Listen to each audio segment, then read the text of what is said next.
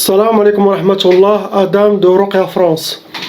Donc je vais répondre à la question la plus fréquente et qui se répète chaque jour, chaque semaine, toujours. C'est la question que toutes les sœurs me demandent depuis toujours. Donc, est-ce que la femme qui a les règles de chaque mois peut faire la ruqya pendant cette période? Donc il y a beaucoup de chefs qui ont dit non, il y en a qui disent oui, chacun ce qu'il dit, les sœurs ne savent pas ce quoi faire. Ma réponse, c'est oui, vous pouvez faire les ruqya même si vous êtes indisposé, car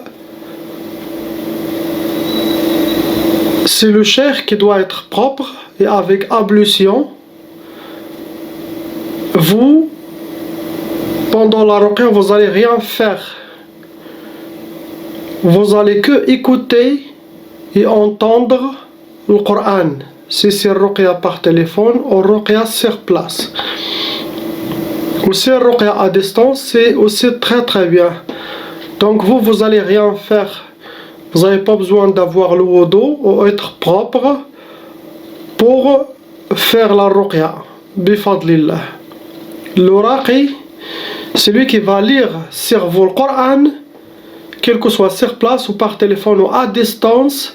C'est lui qui va faire le dhikr d'Allah pour enlever vos sorcelleries et les djinns pour une purification générale.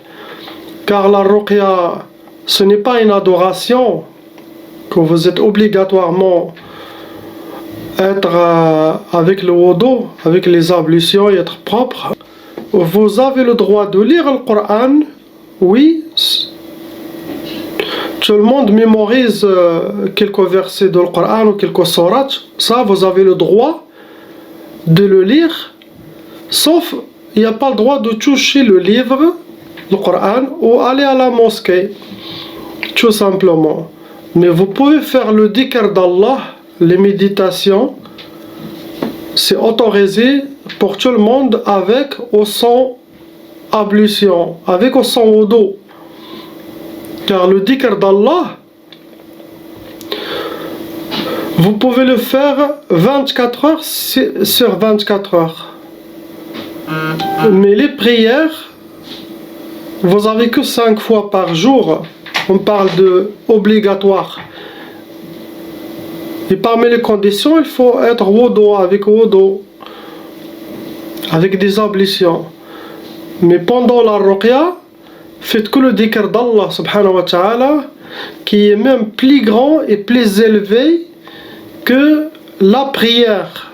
Car Allah subhanahu wa ta'ala, qu'est-ce qu'il dit في القرآن؟ أعوذ بالله السميع العليم من الشيطان الرجيم بسم الله الرحمن الرحيم إن الصلاة تنهى عن الفحشاء والمنكر ولذكر الله أكبر.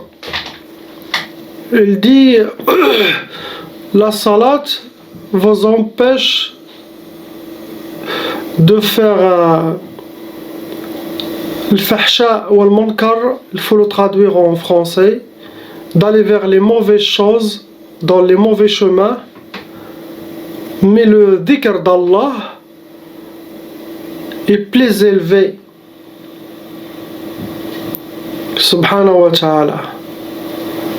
C'est pour ça les anges d'Allah subhanahu wa ta'ala, là-haut, même nous, quand on va monter dans sa présence divine au paradis, on ne va pas faire la prière ou les prières. On peut continuer à faire toujours le dhikr d'Allah. Subhanallah, alhamdulillah, Allahu Akbar, la ilaha illallah, salat sur notre prophète.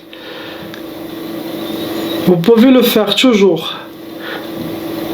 Donc, avec la monsture, il n'y a aucun problème de faire le dhikr d'Allah et salat sur Sayyidina Muhammad sallallahu alayhi wa sallam et le istighfar, alhamdulillah, et même quand vous mangez, vous dites Bismillah, alhamdulillah, vous dites La hawla wa la quwwata illa billah.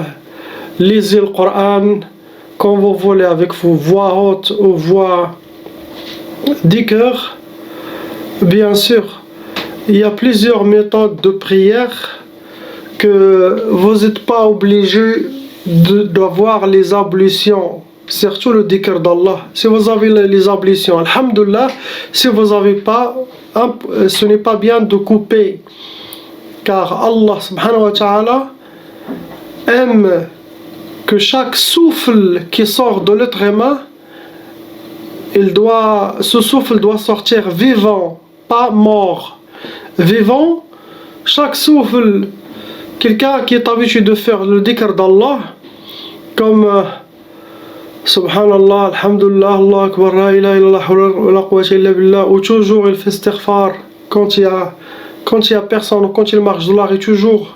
Ce souffle, il est vivant et ça crée un ange qui répète le même dhikr que lui il fait jusqu'à la fin des temps. Et ça sera dans la récompense de celui qui fait ce dhikr. Ça sera écrit dans son livre, Inch'Allah. Ça revient pour lui. Donc faites le dhikr d'Allah. Faites la ruqya quand vous voulez.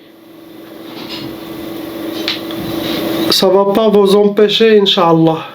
Car j'ai plusieurs sœurs que pendant la période de l'ada, la menstruation, leur cas s'empire. Pourquoi? Car les shayatins, les djinns, pendant mes séances de ruqya, tous ils ont avoué, oui, on s'active plus pendant sa période de l'ada. Parce qu'on sait qu'ils ne vont pas faire la ruqya, et non on se venge de plus, ils peuvent faire sortir plus de sang pour la détruire, pour la rendre plus malade. Donc ils profitent de cette période, et c'est une inspiration satanique qui ont inspiré les imams, les femmes de ne pas faire la ruqya parce que, soi-disant, que vous êtes impurs. Shaitan, il est très sage dans le satanisme. Il peut entrer dans la religion et te mettre l'ouest dedans sans que tu le saches. Et tu crois, ah oui, j'étais inspiré, tu sais, je pense que oui. Il ne faut pas que je fasse la ruqya, je suis impur. Et toi tu dis oui, je pense c'est logique, il faut suivre ce message, cette inspiration, mais c'est satanique. Et toutes les chers qui disent que non, ils doivent revenir et s'approfondir dans ce domaine, et surtout parler avec les raqis qui ont plus d'expérience pour qu'ils changent leur avis dans ce sujet. Sauf si on a une femme qui se fatigue beaucoup, tout ça, oui, s'il va attendre jusqu'à après cette période et fasse la ruqya, pourquoi pas. Mais je sais que les shayatins profitent de cette faiblesse et causent beaucoup de maladies, de colère et beaucoup de choses. Et aussi, ils aiment voir le sang, les shayatins.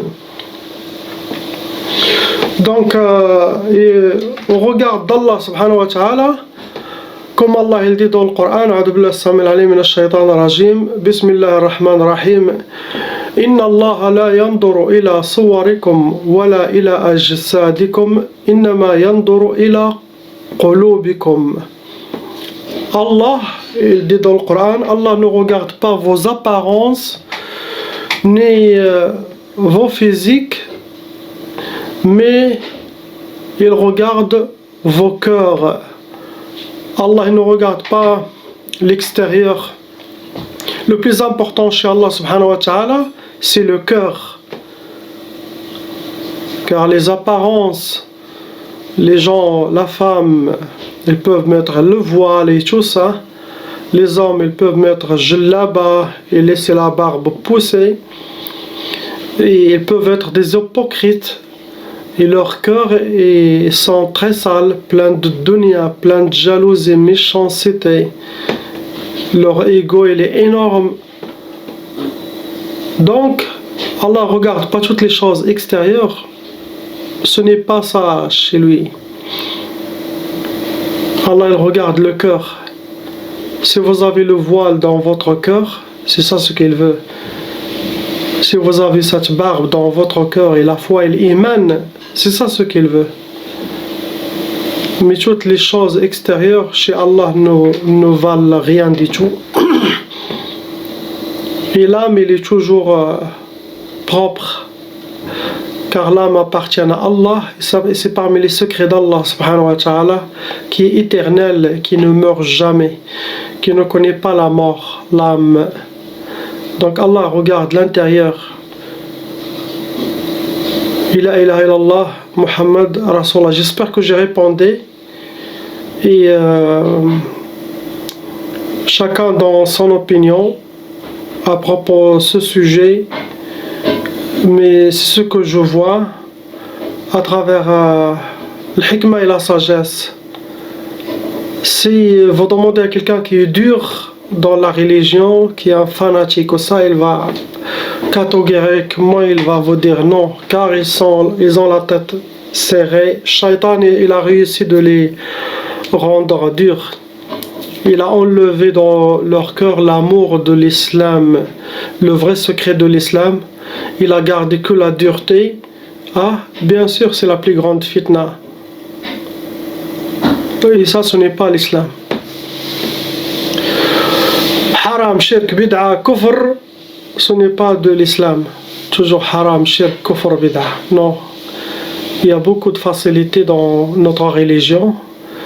Et Allah subhanahu wa ta'ala lui-même il est facile. Et Sayyidina Muhammad sallallahu alayhi wa sallam il était très facile. Allah il a facilité les choses mais les gens les compliquent. Salam alaikum.